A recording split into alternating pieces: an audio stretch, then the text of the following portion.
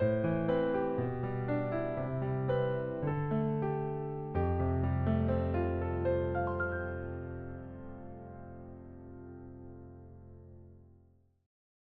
21일 화요일 새벽입니다. 하나님께 감사의 기도를 올려드리며 매일 주신 기도에 시작하겠습니다. 생명의 하나님 아버지, 새로운 하루를 오늘도 믿음으로 시작합니다. 연약한 우리의 믿음을 붙잡아 주시고 죽음의 권세 깨뜨리신 주님의 은총이 우리의 삶을 덮게 하옵소서. 하나님, 오늘도 우리의 삶에 주님의 뜻을 이루어 주시고 우리의 영혼은 날마다 목마른 사슴이 시냇물을 찾듯 주님을 사모하게 하여 주시옵소서.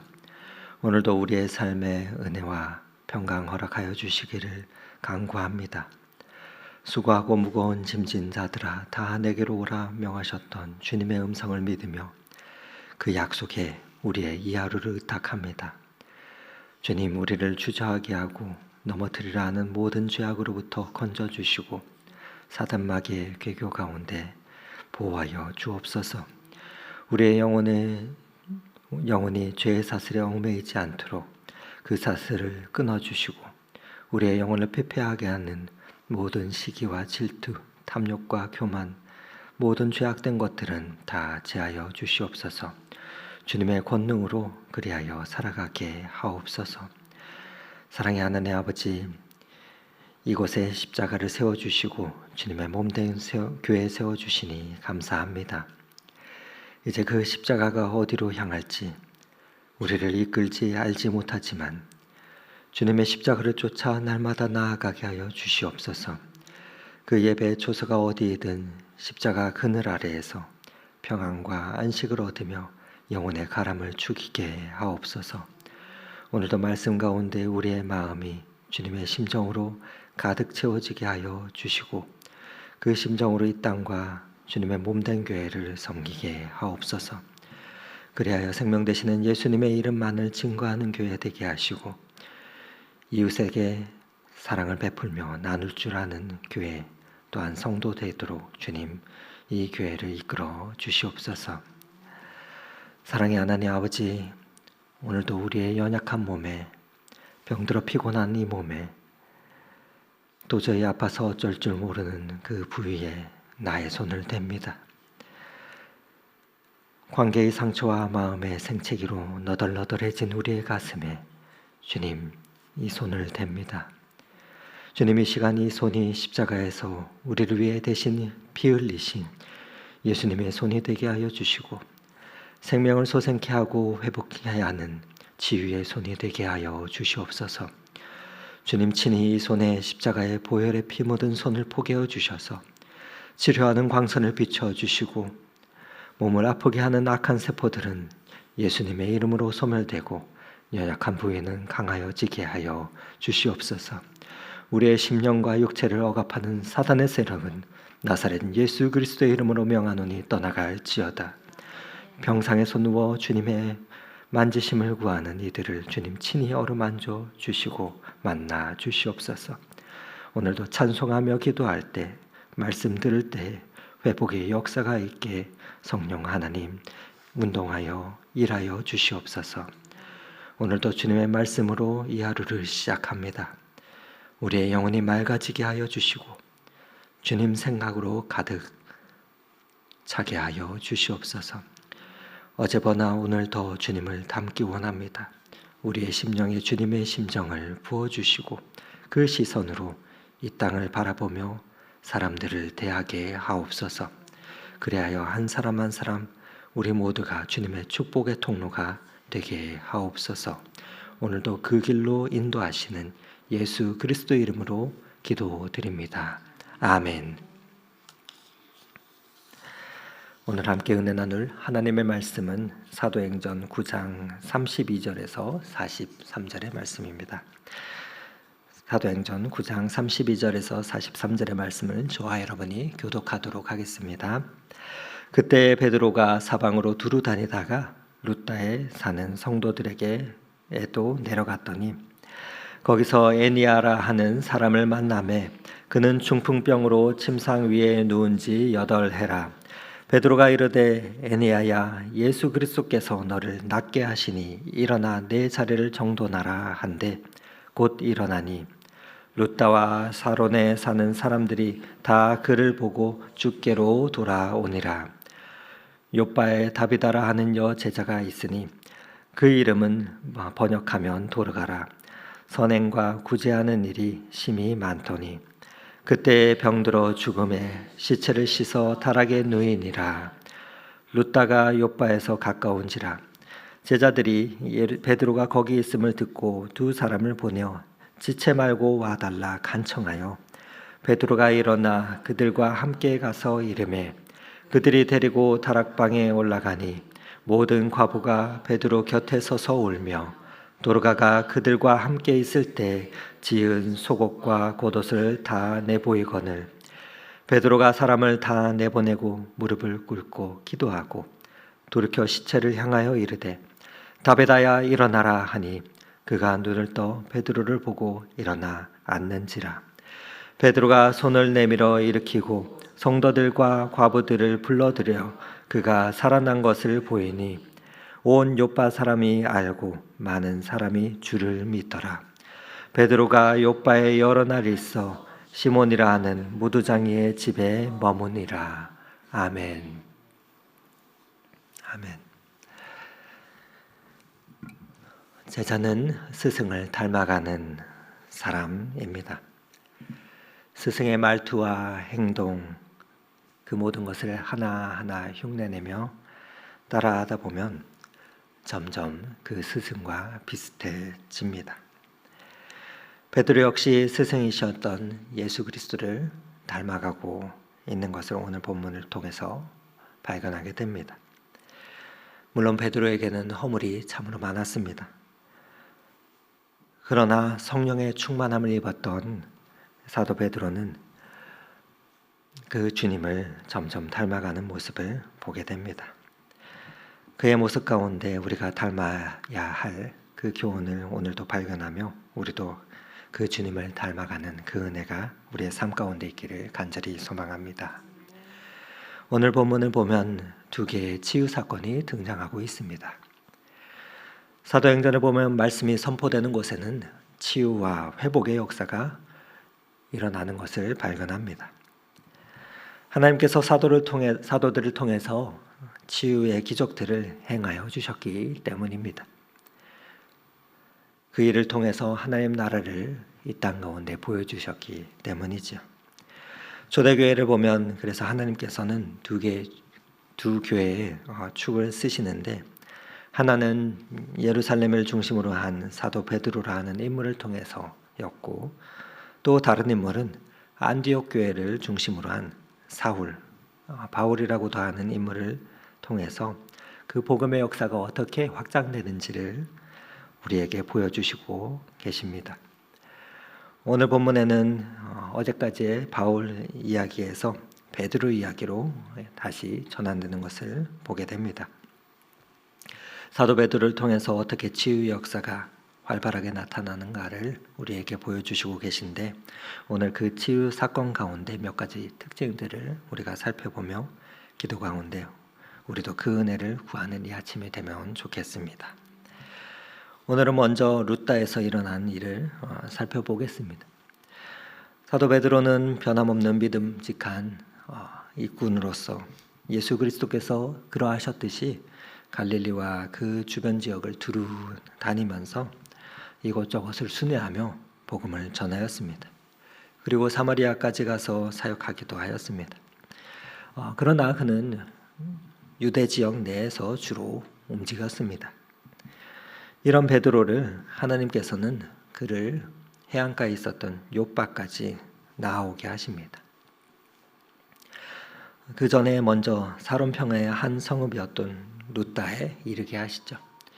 이 룻다는 구약 성경에 롯이라고 기록된 베냐민 지파의 성읍이었습니다. 예루살렘에서는 약 40km 정도 서쪽으로 떨어진 곳이었습니다.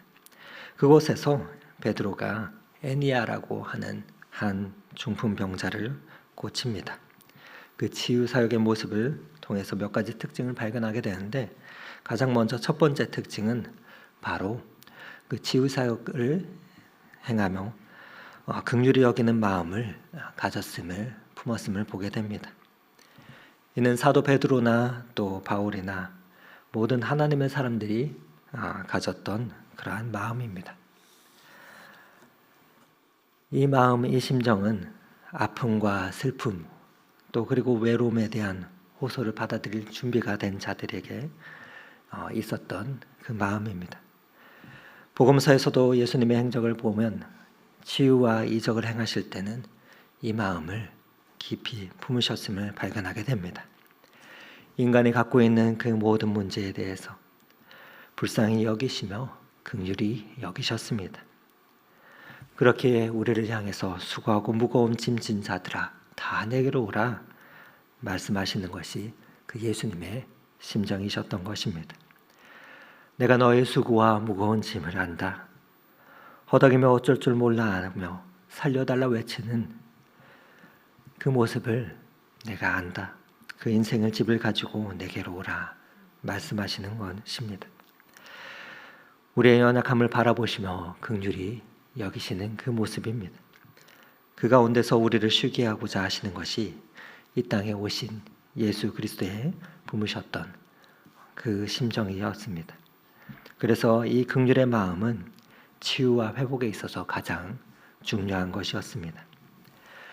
여러분, 우리도 그렇지 않습니까? 가정에서 아니 혹 내가 가까운 아는 사람들이 누군가 아프고 갑자기 입원하게 되고 그랬을 때 우리의 마음 가운데 어떤 마음이 생깁니까? 여러 표현하기 어려운 감정들이 일어나겠지만 그 가운데서 가장 큰 것은 우리의 마음이 아픈 것일 것입니다. 우리의 가슴이 아픈 것일 것입니다. 어제까지만 해도 아니 지난달까지만 해도 건강하셨는데 나랑 같이 대화하고 또 함께 거닐며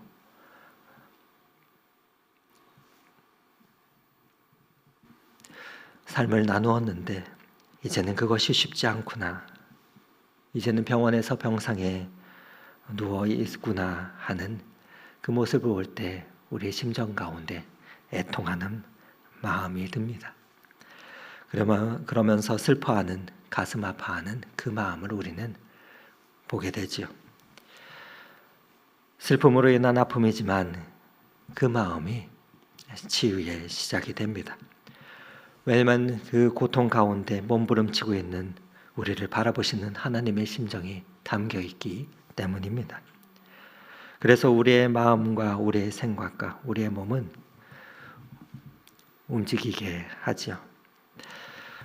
여러분, 우리가 갖고 있는 것, 내 몸에 있는 약한 부위가 있을 때 그것을 붙들고 하나님께 우리가 그러할 때마다 기도해야 되는 것이 있다면 이것입니다. 하나님, 나를 긍휼하게 여겨 주시옵소서. 하나님, 나를 불쌍히 여겨 주시옵소서 하는 애통하는 마음으로 주님의 긍휼을 구해야 합니다. 오늘도 이 아침에 다른 어떠한 기도보다 이 기도로 하나님의 어루만지심과 회복하심을 덧입는 저와 여러분의 삶이 되기를 간절히 소망합니다. 그 기도가 치유의 모든 사역의 시작이라 할 수가 있습니다. 그래서 예수 그리스도께서도 애통하는 자는 복이 있나니 그들이 위로를 받을 것임이라 말씀하셨던 것입니다. 이어서 발견하게 되는 두 번째 특징은 바로 치료와 치유의 회복의 은혜는 은사자가 고치는 것이 아니라 예수 그리스도께서 고치신다 하는 것입니다. 우리 한번 34절의 말씀을 같이 읽어보도록 하겠습니다. 베드로가 이르되 에니야야, 예수 그리스도께서 너를 낫게 하시니 일어나 내 자리를 정돈하라 한데 곧 일어나니. 사도 베드로는 자신의 이름이 높여지는 것을 끊임없이 경계하였습니다. 사도행전을 살펴보면 베드로뿐만 아니라 사도 바울도 그러하였습니다. 내가 하나님처럼 높아지고 위대한 사람처럼 보이도록 하는 것이 아닌 여러분, 나도 당신들과 똑같은 사람입니다.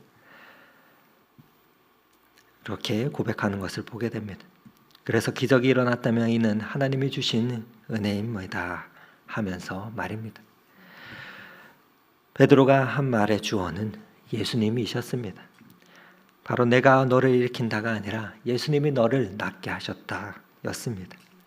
그러니까 예수님께서 베드로를 통해 능력을 행하시는 것을 베드로나 사도 바울은 치유를 행할 때 늘 가지며 소중히 여겼습니다. 그러한 자세를 가지고 치유의 사역을 감당하였습니다.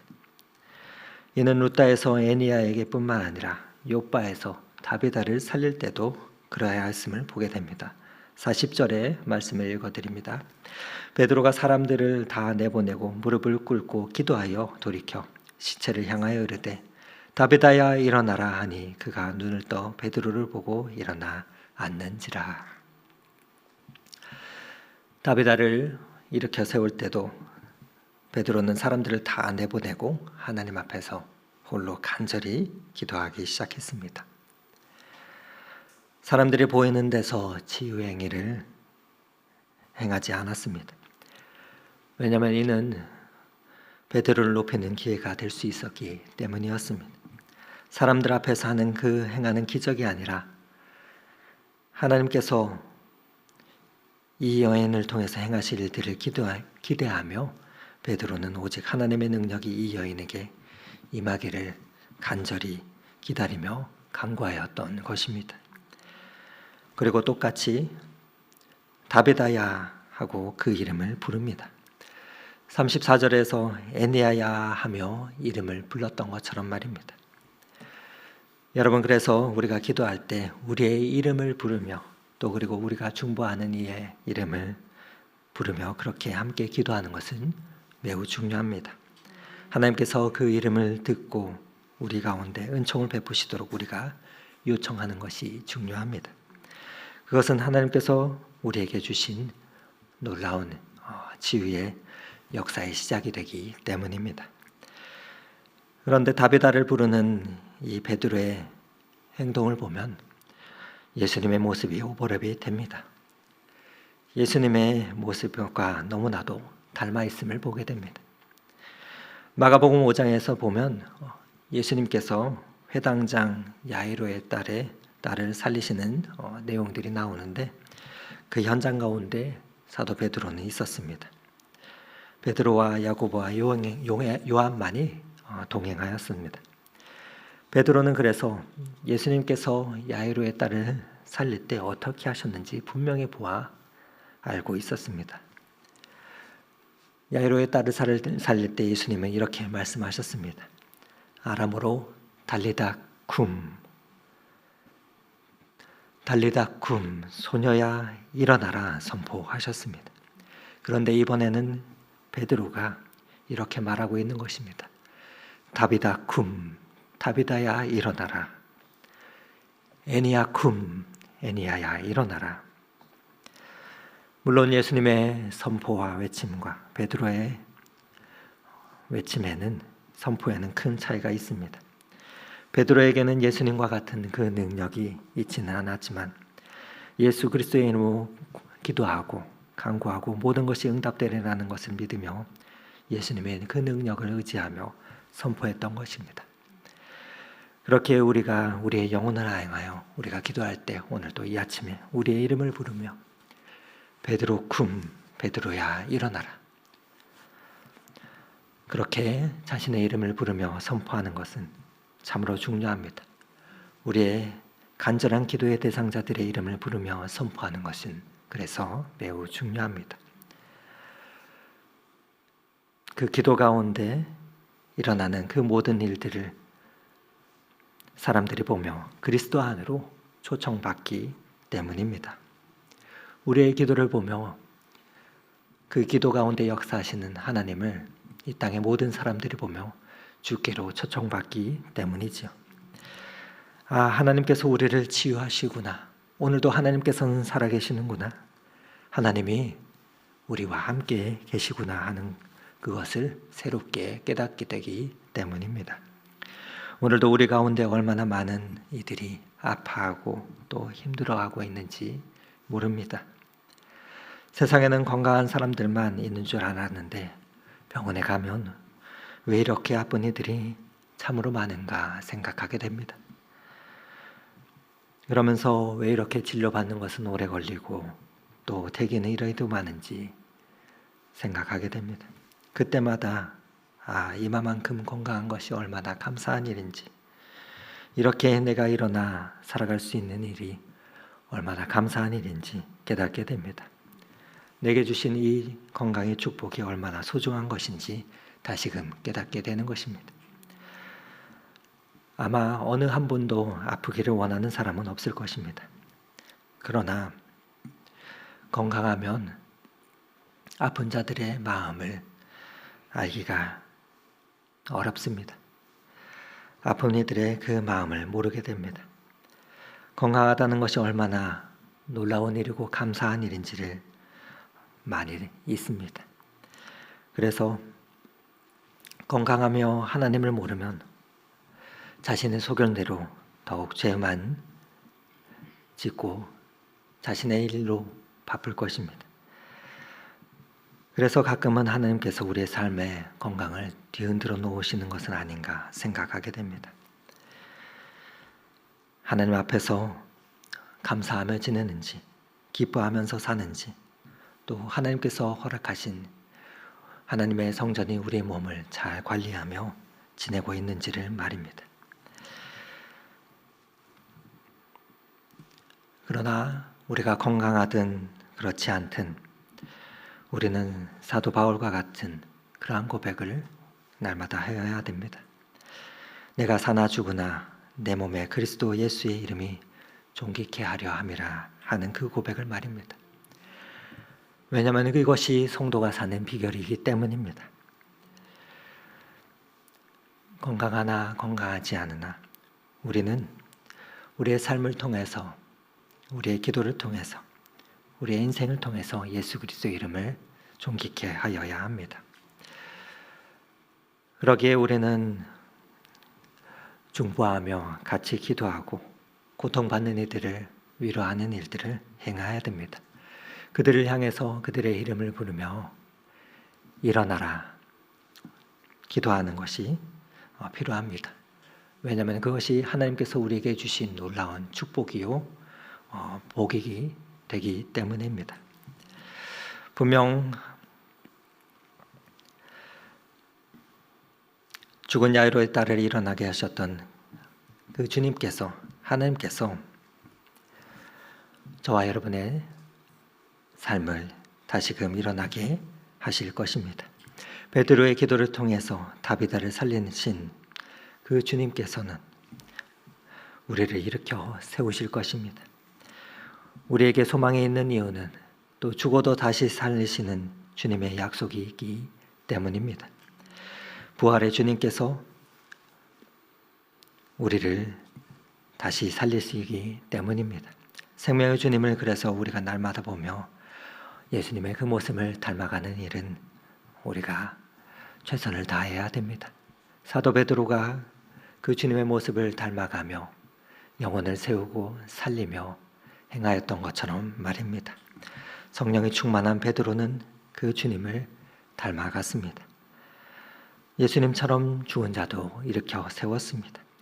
물론 우리는 베드로에게 미치지 못하는 자들이지만, 그래서 죽은 자를 살리는 그 기적을 나타낼 수 없을지 모르지만, 하지만 주님이 우리를 살려주시는 그 기적은 주님께서 이 땅에 다시 오는 날 분명 나타날 것입니다. 초대교회 하나님께서 베드로에게 큰 은총을 주시며 이 생명의 역사를 보이도록 하시며 그렇게 사람들을 초청하신 것을 우리는 오늘 본문을 통해서 알게 됩니다. 이것을 통해서 복음의 역사는 더하여 갔습니다. 35절과 우리 42절의 말씀을 다시 한번 차례로 읽어보도록 하겠습니다. 루다와 사론에 사는 사람들이 다 그를 보고 주께 돌아오러니라. 42절의 말씀입니다. 온 요빠 사람이 알고 많은 사람이 주를 믿더라. 복음의 역사는 더해갔고 그 모든 기적과 이적을 통해서 그것을 보며 많은 이들이 주님께 돌아왔다. 오늘 본문은 이야기하고 있습니다. 큰 역사가 일어났습니다. 저와 여러분의 삶 속에도 하나님께서 행하시는 치유의 은총이 내게 있기를 간절히 소망합니다. 기도의 자리에 나온 이 자체가 치유의 은총을 받은 자임을 나타냅니다. 오늘도 생명 주시는 하나님께 감사와 영광을 돌리며 그렇게 살아 우리의 모습을 통해서 많은 이들이 주께로 돌아오게 하는 그 축복의 통로요, 복음의 통로가 되는 그 복된 역사를 우리 성도님들 하루도 써가내시는 그런 모든 이들이 다 되시기를 오늘 이 말씀을 의지하여 축원을 드립니다. 함께 기도하시겠습니다. 구주와 함께 나 죽었으니 구주와 함께 나 살았도다. 영광의 그날이 이르도록 언제나 주만 바라봅니다. 언제나 주는 날 사랑하사 언제나 주는 새 생명 주시나니 영광의 그날이 이르도록 언제나 주만 바라봅니다. 생명의 하나님 아버지, 찬송의 가사처럼 오늘도 주님 주시는 힘으로 살아가기를 원합니다. 이 땅을 살 때 주님 품으셨던 긍휼의 심정을 가지고 살아가게 하여 주시고 오늘도 내게 허락하신 일터와 가정에서 맡기신 사람들을 품고 그들의 이름을 부르며 하나님께서 우리를 일으켜 주시도록 기도하며 살아가게 하여 주시옵소서. 예수 그리스도의 이름 받들어 감사하며 기도드렸습니다. 아멘. 계속해서 각자의 기도 제목을 가지고 주님 앞에 나아가겠습니다.